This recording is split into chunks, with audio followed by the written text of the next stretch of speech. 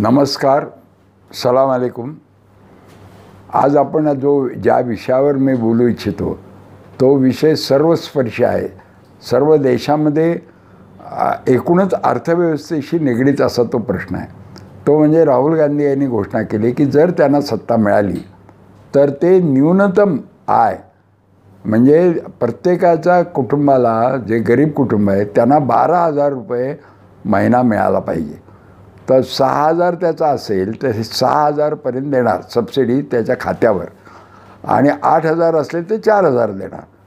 तर आता भाजपने आरडाओरडा करायला सुरुवात केलेली आहे की याच्यामुळे देशामध्ये फायनान्शियल याच्यामध्ये तूट येईल. तूट आल्यावर रुपयाची किंमत कमी होईल आणि जगातले लोक भारतामध्ये भांडवल गुंतवणूक करणार नाहीत. पण हे सगळं खोटं आहे. मी काय अर्थव्यवस्थेतला तज्ज्ञ नाही, पण ही योजना तयार केली ती अरविंद सुब्रमण्यन नावाचे, जे मोदी सरकारला सल्ला देऊन थकले ह्या विषयावर. ते त्यांचे अधिकृत सल्लागार होते. त्यांची ही योजना आहे. त्यांनी सगळा विचार केला आहे.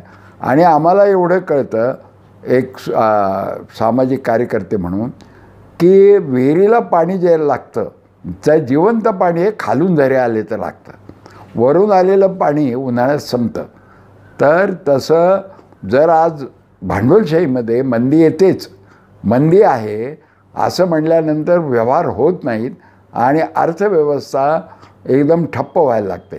तर अशा वेळी जो पैसा ओतावा लागतो सरकारला, त्याच्यामध्ये सगळीच सरकारं करतात, तर त्यांनी तो जर खाली ओतला तळागाळाच्या लोकांची पर्चेसिंग पॉवर वाढली, क्रयशक्ती वाढवली, तर ते लोक कुठे खरेदी करणार, काय करणार त्या पैशाचं?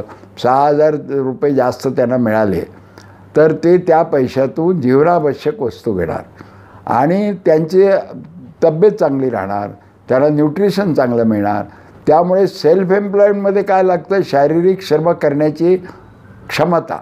तर शारीरिक श्रम करण्याची क्षमता त्यांची वाढेल, कार्यक्षमता वाढेल आणि त्याच्यामुळे एकूण इकॉनॉमीला तेजी येईल असं माझं मत आहे. म्हणून राहुल गांधींनी केलेली घोषणा राजकीयदृष्ट्या, आर्थिकदृष्ट्या, देशाच्या हिताच्या दृष्टीनं अत्यंत योग्य आहे असं म्हणावंच लागतं. आणि आता ते निवडणूक आयोगाकडे गेलेत की आचारसंहितेच्या काळात अशी कशी त्यांनी घोषणा केली. पण मग मोदी काय करत होते गेल्या वेळेला? तर आचारसंहिता सरकारच्या घोषणाला बंदी घालणारी असते, विरोधी पक्षाच्या धोरणाला बंदी घालणारी नसते. आणि याच्यामधून एक स्वागतार्ह गोष्ट आहे की भारतावर काँग्रेसचं राज्य जास्त होतं, ही गोष्ट खरी आहे. पण केव्हा होतं त्यांचं राज्य आणि केव्हा गेलं, ह्या दोन प्रश्नांची उत्तरं जर शोधली तर मध्यम मार्ग आणि डावीकडे झुकलेला मध्यम मार्ग, लेफ्ट टू द सेंटर असं त्याला म्हणतात. म्हणजे गरिबांची आठवण ठेवत मध्यम मार्गाने जायचं, काय अतिरेक करायचा नाही. हा भगवान गौतम बुद्धापासूनचा मार्ग आहे. वंचितांकडे नजर ठेवून मध्यम मार्गाने वाटचाल करायची. तर त्या दृष्टीनं काँग्रेस पक्ष हा स्वतःचं जुनं धोरण परत घेत आहे. म्हणजे आपला आत्मा त्यांनी गमावला होता भांडवलशाही आणून, तर ती भांडवलशाही ही कल्याणकारी असली पाहिजे. याकरता लेफ्ट टू द सेंटर हे धोरण फारच महत्त्वाचं झालं आहे आणि ते काँग्रेस परत घेत आहे, ही स्वागतार्ह गोष्ट आहे.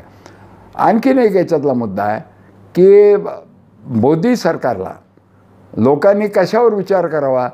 तर फक्त सर्जिकल स्ट्राईक केले, पुलवामा झालं आणि आमचे मोदी किती मर्द आहेत, किती आक्रमक आहेत, घराघरात घुसून पाकिस्तानच्या मारतील, याच्यावरच ही निवडणूक व्हावी असं त्यांचं आहे.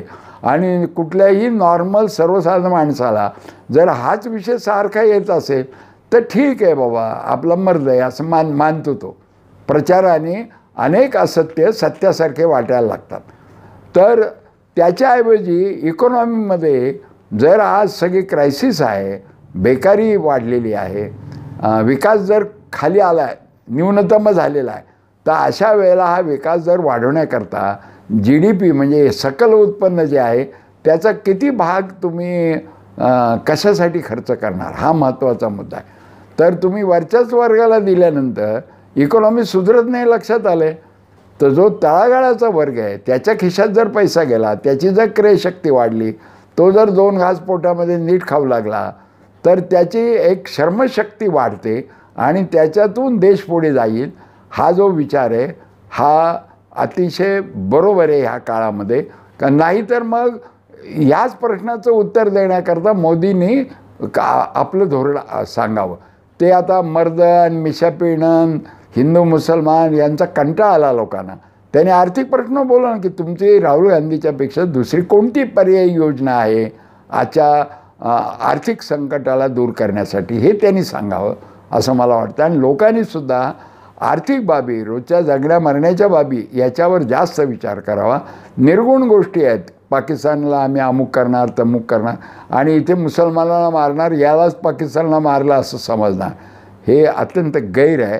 याच्यातून बाहेर पडलं पाहिजे आणि आपलं डोकं वास्तवावर आणून सारासार बुद्धीनं आपण मतदान केलं पाहिजे.